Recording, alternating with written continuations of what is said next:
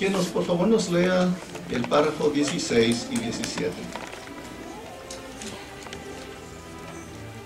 No era la primera vez que el gobernador oía hablar de la fe cristiana, y así lo indica el relato.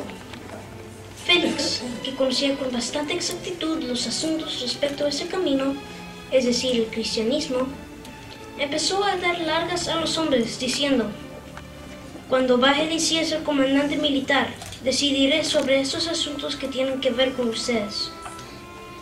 Y ordenó al oficial del ejército que fuera guardado al hombre, y que se le relajara algo la custodia, y que no le prohibiera a ninguno de los suyos el atenderlo. Unos días más tarde, el gobernador, acompañado de su esposa Drusila, que era judía, mandó llamar a Pablo y lo escuchó acerca de la creencia en Cristo Jesús. Sin embargo, cuando el apóstol habló de la justicia y el autodominio y el juicio venidero, Félix se atemorizó, posiblemente porque había hecho todo lo contrario en su vida y la conciencia le molestaba. De modo que despidió a Pablo con las siguientes palabras: por ahora vete, pero cuando tenga un tiempo conveniente te enviaré a llamar. De hecho, llegó a entrevistarse con él varias veces, pero no porque quisiera aprender la verdad, sino porque esperaba sacarle algún soborno. Muchas gracias. La parte A de la pregunta dice: ¿cómo manejó Félix el proceso de Pablo?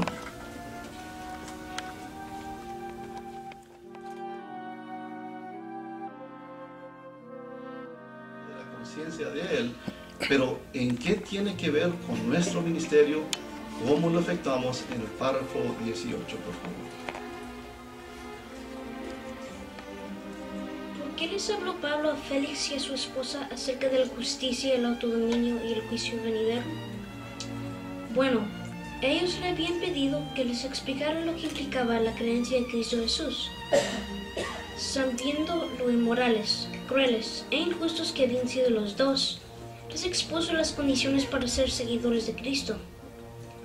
Así, estableció un marcado contraste entre las justas normas de Dios y la vida pésima que ambos habían llevado.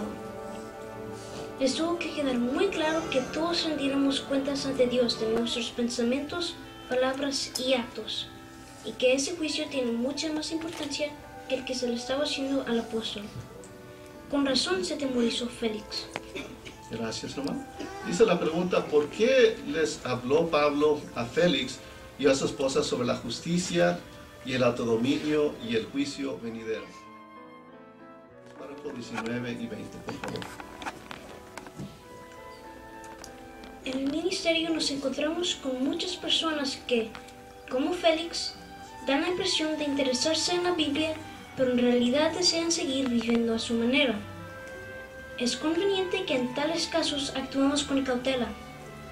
Podemos exponerles las justas normas de Dios, tal como hizo Pablo, pues la verdad tal vez llegue a tocarles el corazón. Ahora bien, si resulta evidente que no tienen la menor intención de enmendar sus vidas, es mejor dejarlas y concentrarse en quienes de veras se interesan en hacer la voluntad de Jehová. El relato deja patente que la actitud del gobernador no era buena.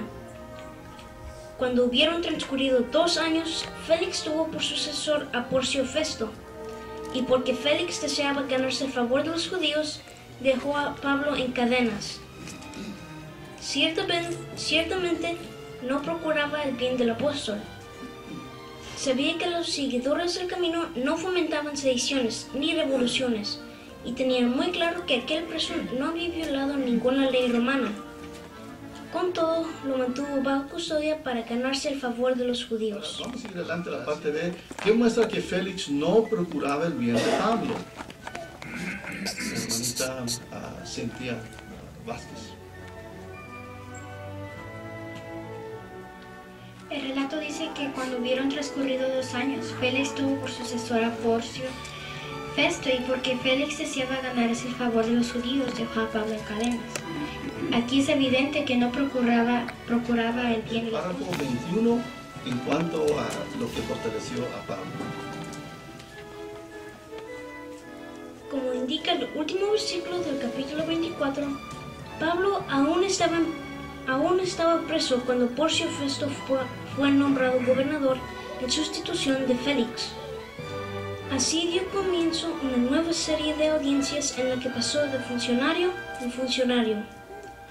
Lo que le sucedió a este intrépido apóstol es una muestra palpable del cumplimiento de la siguiente profecía de Jesús. Serán llevados ante reyes y gobernadores por causa de mi nombre.